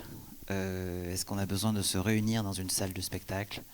Voilà, bon, ça c'est des questions un petit peu qui me traversent. On en parlera le 21 juillet au Carré Colonne, matin, avec notamment Sylvie Violent du Carré Colonne et avec Florence Kelton du CREAC. Voilà, donc c'est toutes ces questions-là. Je crois que le tout numérique est une absurdité. Le tout présentiel, finalement, on se rend compte qu'on peut aussi, là aussi, être dans un équilibre. Mais nous, en France, on est un petit peu dans une radicalité. Donc, il faut qu'on arrive à composer dans un... Voilà, puisque... Des personnes ont accès à la culture grâce au numérique en restant chez eux. D'autres préfèrent se déplacer, d'autres veulent vivre un moment émotionnel, collectif, d'autres préfèrent vivre quelque chose d'individuel. Donc je pense que c'est à nous aussi de diversifier nos moyens de créer, de partager cette culture qui est créée. Je pense que c'est la solution, elle arrivera finalement dans cette solution-là. Après, j'entends aussi qu'il y a certaines activités qui, en distanciel, c'est compliqué, c'est voire infaisable. Nous, on a certaines activités qu'on a reportées à la rentrée de septembre. Lesquelles, par exemple? Celle des rencontres seulement improbables, hein, c'est l'innovation sociale, donc c'était compliqué. Faire rencontrer des gens, donc c'est des temps autour d'une technique de créativité qui s'appelle le body storming, donc c'est compliqué de le faire... Le sens kinesthésique a du mal à vivre le numérique. Mais finalement, on peut... Pour avoir vécu à Montréal certaines expériences immersives avec des casques en réalité virtuelle, on ressent quand même quelque chose. On peut vivre une émotion artistique, mais il faut avoir l'équipement, et pas tout, pas toutes les formes artistiques. Mais il y a certaines formes qui fonctionnent. Voilà. Donc se pose la question de la salle de spectacle, du cérémonial d'aller à un concert ou à un festival. Donc qu'est-ce qu'on vient chercher dans ce moment-là? Donc c'est peut-être, j'ouvre un petit peu là le débat. Voilà. Donc, et sur l'innovation, moi je fais la différence entre l'innovation et la nouveauté. Alors en termes de nouveauté, oui, on a fait évoluer nos offres pour qu'elles puissent s'adapter. Donc c'est ce que j'expliquais, que ce soit du conseil, de la formation, l'accompagnement, d'autres outils qui étaient déjà possibles, donc ça ne va pas bouger. Et pour la question d'innovation, c'est d'aller sur des formes, sur des modalités de production et de partage de la culture qui intégreront cette dimension digitale, numérique, distancielle. Voilà. On en parlait ce matin avec Laetitia Devel de UBIC pour l'Université Bordeaux-Montagne et aussi avec la compagnie Bivouac qui travaille avec un chercheur à Toulouse sur justement le rapport dans la foule. Donc là aussi, il y a des compagnies, il y a des artistes qui sont dans cette recherche d'innovation dans une perspective de R&D. Avant de te laisser la parole, Judith, une remarque sur le fil de conversation YouTube. Donc, c'est l'Ombre 33 qui pose la question de quid des micro-entreprises ou des structures qui avaient prévu de se lancer dans les prochains mois au niveau des financements publics-privés. Alors ça c'est effectivement, on n'a pas forcément de réponse, on ne peut redire que ce qu'on a dit tout à l'heure et Audi l'a souligné, c'est la question des accompagnements, de venir vers les partenaires publics, de venir vers les partenaires de l'accompagnement, donc IFED, ATIS, France Active Aquitaine, l'IDAC, le département de la Gironde, en tout cas en local, pour trouver des réponses et être orienté vers le bon dispositif au bon moment pour ces micro-entreprises. Et il pose aussi la question, alors je ne suis pas sûr de tout à fait bien la comprendre, mais j'essaie de la retraduire. Est-ce que les fonds d'urgence pour sauver les structures déjà en place sont pris sur les fonds de lancement et d'incubation? Je pense que c'est complémentaire, en fait. C'est pas parce qu'on touche un fonds d'urgence d'un côté qu'on ne peut pas suivre un dispositif d'incubation ou un dispositif d'accompagnement. Parfois, l'un est corrélé à l'autre, donc c'est la double vertu, on va dire, mais c'est pas l'un ou l'autre, c'est plutôt l'un et l'autre. Voilà ce que je pouvais dire. Tu es d'accord, Annabelle, par rapport à ça? Il n'y a pas de micro. Mais oui, elle dit oui. Judith, de ton côté?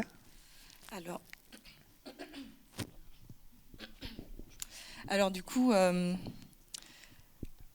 de notre côté, en fait, on a eu pas mal d'innovations finalement, parce que les musiciens ont voulu beaucoup partager leur création pendant le confinement. Donc certains, ils se sont équipés pour pouvoir faire des live streams. On a pas mal, au final, chacun de notre côté, on a pas mal geeké sur. On a regardé les tutos sur comment faire fonctionner OBS ou les autres dispositifs, comment brancher son téléphone comme webcam, etc., etc. On s'est tous équipés pour trouver des solutions en fait, pour partager pour échanger avec le public.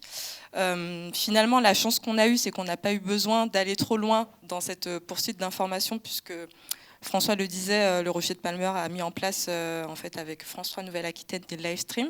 Donc, un des groupes qu'on accompagne a pu être filmé là-bas.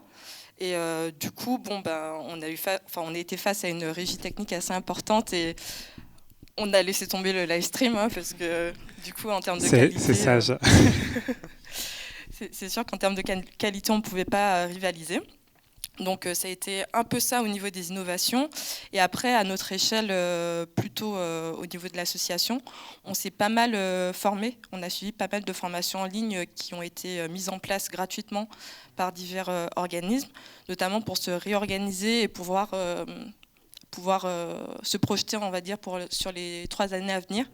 Et donc finalement, on a pris le temps de s'organiser et de recommencer à travailler grâce à ce temps. Comme disait du coup Pierre, le temps qu'on ne prend jamais, en fait, on l'a pris pour faire le tri et pour se réorganiser, en fait. Merci beaucoup Judith. On va passer la parole à Nicolas de la Crèce Nouvelle-Aquitaine. Le temps que le micro arrive, effectivement cette question de la formation, parce qu'il y a 2 étudiants de l'UICAR qui sont présentes ici, la formation en continu, très importante, et c'est de suivre ses instincts par rapport à ces formations. Qu'est-ce qu'on peut suivre? Il faut se faire confiance en fait par rapport à ça, mais rester en mouvement en permanence grâce à des MOOC, grâce à des possibilités de formation qui sont facilitées par les opérateurs de la politique publique de l'emploi. Nicolas. Juste un mot en fait sur la 3e question de l'innovation à l'œuvre. Ce matin, on a organisé une réunion pour des porteurs de projets qui s'appelle RICLES à la Crèce, qui est un premier niveau d'information pour des porteurs de projets. Et effectivement, l'innovation, alors tu as dit tout à l'heure qu'il y avait une prise de risque actuellement pour peut-être porter un projet. En tout cas, il y avait un projet qui mêlait en même temps un peu toutes des thématiques qui sont inhérentes aux mutations qui sont en train de se créer, notamment sur l'augmentation des violences conjugales, la surconsommation de plastique encore plus avec le post-Covid, avec la pratique culturelle et donc une création de tiers-lieux un peu qui mêle un petit peu l'insertion des personnes peut-être qui ont victimes de violences conjugales dans un espace où la pratique culturelle est éco-responsable avec des expositions. Peut-être que c'est un projet qui sera peut-être incubé par Atis ou par une autre structure d'accompagnement, on le saura plus tard. Mais en tout cas, voilà, il y a il y a peut-être un porteur ou des porteuses de projets, elles sont 3 qui portent une innovation. Et puis pour compléter pour tout ce qui a été dit, parce que je trouve que voilà, tout ce que vous avez en tout cas évoqué, ça va dans le sens que nous vivons une crise de sens en tout cas. Nous actuellement à la Crèce, la Chambre régionale de l'économie sociale et solidaire, on travaille sur plusieurs projets, notamment un plaidoyer global de l'économie sociale et solidaire, je vais y revenir, mais aussi sur une feuille de route culture et SS, pour que du coup cette feuille de route puisse être présentée au niveau institutionnel, au niveau régional, pour qu'il y ait un véritable plan de soutien et de relance, notamment pour les acteurs culturels. Je vais faire très court. Hein. Sur le plaidoyer, l'idée, Karine l'a évoqué tout à l'heure, on est plus sur des pratiques coopératives que concurrentielles. On est plus, comme le disait François, sur du lien social grâce aux acteurs notamment de la culture. Si une culture se meurt, c'est un territoire qui se meurt. Il y a un lien, bon là on est sur Bordeaux Métropole, mais il faut aussi permettre l'émergence de projets notamment en milieu rural, puisque le lien il est aussi en milieu rural. Et il y a des projets qui sont peut-être à imaginer, en tout cas, où des porteurs sont à trouver, hein, peut-être avec la fabrique de territoire que porte Atis. En tout cas, voilà, on est plus sur des solidarités humaines que des finalités capitalistiques. Et vraiment, nous, on est en train à la CRES de pouvoir, du coup, eh bien, développer ce plaidoyer auprès des institutions notamment, mais aussi de manière générale, puisque nous sommes voilà, dans une crise de sens et que du coup, l'économie sociale et solidaire, elle date pas de l'après-Covid, elle date d'avant. Et pour nous, à la CRES, c'est vrai, ça fait partie en grande partie de la solution. Merci beaucoup, Nicolas. Est-ce qu'il y a une réaction dans le public? Annabelle a été interpellée 2 fois, elle a bien pris note. Oui, je vous en prie. Alors, le temps que le micro arrive. Ensuite, Sébastien, je te donnerai la parole, ouais, bien sûr. Je veux bien que vous vous présentiez. Oui, bonjour, je m'appelle Thomas Krobek, je suis artiste intermittent et j'ai fondé une association qui s'appelle Adieu Panurge, avec qui on produit des spectacles et des projets sociaux, c'est-à-dire de médiation pluridisciplinaire et protéiforme. Voilà, j'adore les mots qui commencent par P. Donc, je vais continuer. Je crois que ce dont on parle là, c'est beaucoup de coopération. Nous, on s'est monté comme un collectif d'individus. Et après 5 ans, on a envie de monter des collectifs de collectifs. On essaye de travailler pas mal avec le Slowfest, qui est un projet notamment écologique et qui mélange les disciplines artistiques et scientifiques. On veut travailler aussi avec le parti collectif. Et donc, une de nos ambitions cette année, et qu'on a pris le temps de commencer à réfléchir ensemble grâce à ce temps donné par cette superbe crise, c'est de monter un collectif de diffusion pour inventer aussi, je pense à ce que tu disais par rapport aux programmateurs, prendre le temps de discuter, les amener dans d'autres endroits de rencontre. Les pratiques de programmation en musique actuelle, en danse contemporaine et en art de la rue sont assez diversifiées. Et je pense qu'il y a du bon à prendre un peu partout. Donc comme tu disais tout à l'heure, pour rencontrer des acteurs qui ont les mêmes objectifs, mais avec qui on n'a pas le temps de croiser nos compréhensions et nos connaissances et nos envies, on est en train d'essayer de développer ça.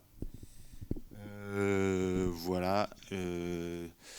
Je ne sais pas quoi dire de plus, mais en tout cas, je crois que le bénéfice de cette crise, c'était ce temps-là et qu'il nous a donné envie encore plus de former des territoires. Et allons-y, quoi. Merci beaucoup, Thomas. Sur cette question, effectivement, de rapprochement entre artistes, diffuseurs, programmateurs, l'IDAC mène une réflexion sur ces questions-là. Et dans une certaine mesure, le Summer Camp, qui n'est rien d'autre qu'un temps d'échange entre les acteurs, participe de cette réflexion et se déclinera sur 2020 et sur 2021.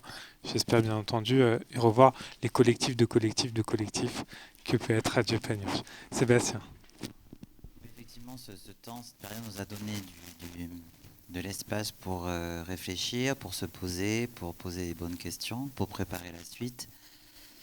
Mais un petit bémol quand même, moi je pensais que le besoin culturel allait être plus prégnant, sorti de la crise. Moi, le monde d'après, pour moi, il est artistique et culturel.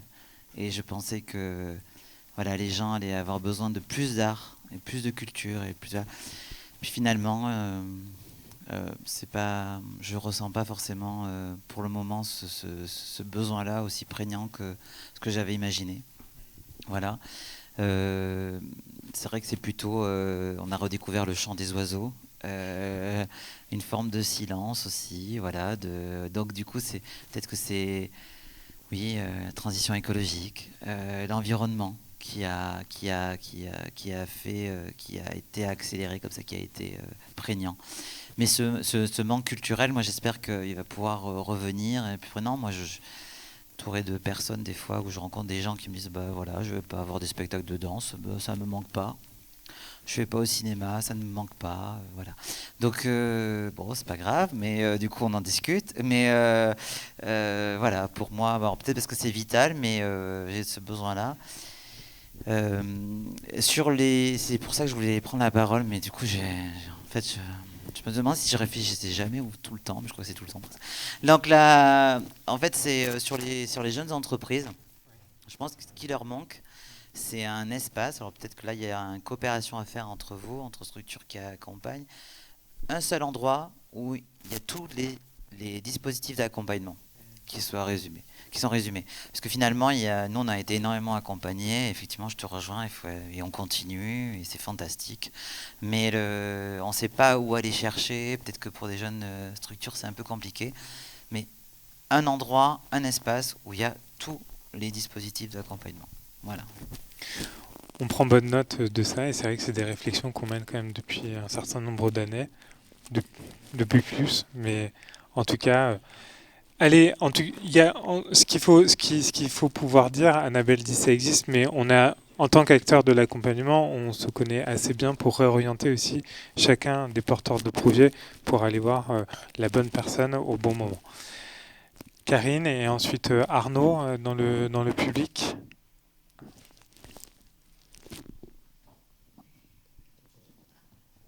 Je vais apporter peut-être deux contributions. La première, c'est que le manque... On le ressent lorsqu'on revit l'événement. Alors là, c'est un regard de psychologue, puisque je suis psychologue de formation. C'est-à-dire que l'absence, en fin de compte, c'est comme un enfant qui retrouve sa mère. Il va vivre l'absence lorsqu'il la retrouve. Donc c'est à nous, à vous, les artistes, de mettre en place des moments, des espaces culturels pour qu'on vive, en fin de compte, la situation. Et là, on va observer le manque. Autrement, le manque, on ne l'observe pas. On l'observe dans la retrouvaille, le manque. Donc ça, je pense que c'est un élément important aussi à prendre en compte. Après, au niveau de l'innovation, qu'est-ce qu'on a envie? Alors moi, je pense qu'on n'est pas dans le monde d'après, on est dans le monde et on est dedans, ici et maintenant. Et je pense que si on réfléchit trop à qu'est-ce que va être le monde d'après, on n'est pas ancré dans ce que l'on fait aujourd'hui. Donc je pense que ça, c'est aussi à réfléchir. Tout le monde nous parle du monde d'après, mais moi, le monde d'après, c'est quelque chose, un concept qui m'est difficile, mais ça, c'est autre chose. Au niveau de maintenant et de comment sortir, quelle action mettre en place, puisque c'était aussi une des questions. Là, j'ai été confrontée à une situation, on met des coopératives jeunesse de service pendant la période d'été sur des 16-18 ans. Puis c'est très modélisé, on a un format québécois, 2 animateurs, on recrute 16 jeunes qui vont vivre l'expérience de la création d'entreprise. Et cet été, on n'a pas pu le faire, puisqu'il faut commencer au mois de mars, etc. Et là, il y a le Carrousel, qui est un centre social, j'y pense parce que vous avez évoqué l'animation socioculturelle, qui m'a contactée, qui m'a dit, écoute, voilà, nous, pendant la période du confinement, on a continué à être au contact des jeunes qui ne vont pas partir cet été. Et ce qu'on a envie de te proposer, ok, tu n'as pas pu faire ton taf de coopérative jeunesse de service, on va partager les compétences. Nous, on va mettre en place l'animation, et toi, apporte-nous l'hébergement juridique, comptable et des petites capsules de formation. Là, je sors complètement de ma zone de confort parce qu'en fin de compte, je vais partager avec un centre social une activité économique. Ils vont apporter l'animation. La mairie met à disposition le parc de la Chêneraie. Donc, les jeunes vont avoir ce parc, pouvoir faire le nettoyage sanitaire de certains espaces, vendre des gâteaux, des biscuits, définir leur offre de service. Et je n'ai pas le modèle tel qu'il était fait avant qui me mettait quand même en sécurité par rapport à la responsabilité que je porte et l'activité économique. Ils ont un accident, c'est la structure qui est responsable, etc. Donc je pense, et je me suis dit, banco, on y va. Ok, il y a des jeunes qui veulent y aller, qui sont prêts, qui sont présents. Il y a une mairie qui met à disposition un parc, il y a un centre social qui a envie de sortir, qui a bossé et qui a coopté des jeunes, et bien on y va. Mais je prends le risque. On prend, et je vais leur dire, parce que j'ai vu là tout à l'heure à 17h, j'ai dit banco, on y va avec vous, mais moi il y a plein de points d'interrogation, je ne sais pas y répondre, et la réponse, on va la construire ensemble. Donc je pense qu'une des réponses aussi, c'est qu'à chacun, c'est de sortir un peu de... On n'a pas toutes les réponses, il y a peut-être plein d'incertitudes, on n'est pas en sécurité, alors il y a des gestes, il y a des sécurités sanitaires, etc. à mettre en place, mais expérimentons, et surtout, soyons clairs dans ce qu'on expérimente. Ça, je ne le sais pas. On va le construire ensemble et avec toi, et il faut qu'on soit proches l'un de l'autre. Donc au niveau de l'activité culturelle, que ce soit en milieu rural ou en milieu urbain, mais je pense qu'il y a peut-être aussi à mélanger les genres, et à se dire, banco, on y va, il y a une initiative, je la prends, je la mets en œuvre, et je ne sais pas si je vais être financée, je ne sais pas, il y a à limiter, bien sûr, les risques, mais voilà, à y aller, Je crois qu'il y a des moments, il faut y aller, Ouais. Et les personnes, lorsqu'il y a des événements qui vont avoir lieu, elles vont dire, qu'est-ce que ça m'a manqué, qu'est-ce que ça fait du bien.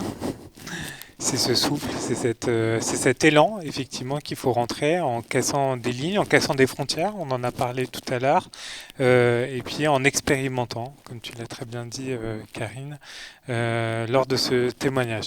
Arnaud, je vais te donner la parole, le micro arrive, et si vous avez des questions, n'hésitez pas à les poser pour ceux qui sont en visio via le fil de conversation. Donc bonjour, Arnaud Saint-Martin, directeur de Dreambox Events. Donc nous sommes une association d'événementiel culturel en Aquitaine, et ex-Aquitaine et même Nouvelle-Aquitaine maintenant. Nous avons misé sur les deux mauvais chevaux, on va dire, parce qu'on nous travaillons avec les personnes âgées en ce moment sur des actions de prévention. Et nous menons également des actions en discothèque. Donc pour l'instant, ces deux secteurs sont quand même vraiment à l'arrêt et sans perspective rapide de reprise. Mais je suis content de trouver un lien entre les deux. Puisque dans le cadre de ces actions de prévention auprès des personnes âgées et grâce au département, nous avons pu acquérir une boucle magnétique. Et donc nous avons essayé de réfléchir ce à quoi cette boucle magnétique pourrait servir d'autre. Et nous sommes en train de mettre en place un dispositif technique d'après-Covid, un dispositif technique que l'on pourrions mettre à disposition d'artistes de diverses formes artistiques, qui serait un mode de diffusion. C'est une nouvelle technologie, comme vous connaissez le Bluetooth, donc là c'est un signal émis par Wi-Fi sur 50 mobiles dans un certain périmètre sur lequel on pourrait diffuser toute captation musicale, sonore, discours, auprès de 50 personnes qui seraient dans ce fameux périmètre avec directement sur leur propre téléphone, leur propre smartphone et directement avec leurs propres écouteurs.